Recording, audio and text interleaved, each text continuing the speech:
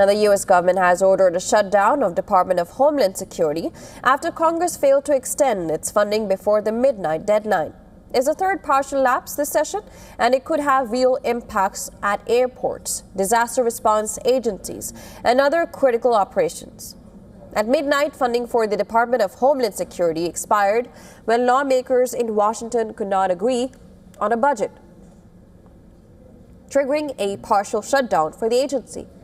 The dispute centers on immigration enforcement policy reforms.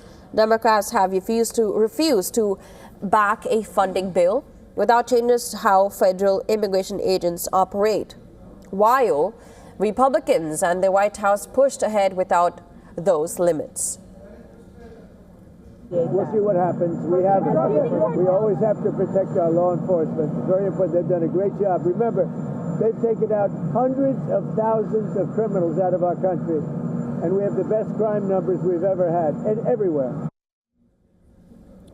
Roughly 270,000 Homeland Security employees are affected, and of these, about 258,000, or over 90%, are deemed essential and must continue working without pay until funding resumes. About 13% of the federal civilian workforce is tied to DHS operations.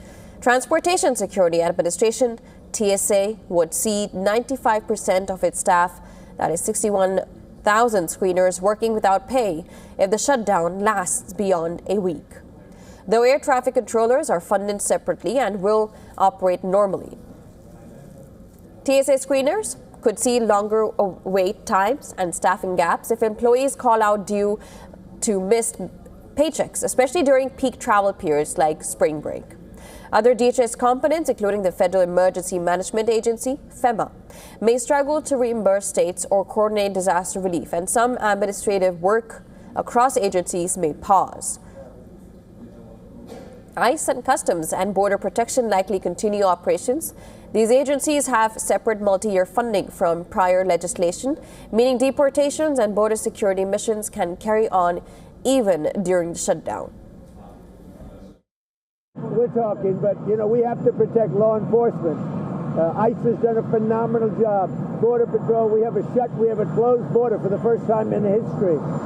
We have to protect law enforcement, our police, our Border Patrol, ICE, and others in law enforcement. And I'm very much, look, I know what they want. I know what they can live with. The Democrats have gone crazy. They're radical left lunatics. That's why their cities are so unsafe. The blue cities are the cities that are unsafe. So we have to protect our law enforcement. Earlier this year, Congress passed an overall agreement budget, but DHS was funded only through February 13th to allow extra time for negotiations over immigration policy. That deadline has now passed without a deal.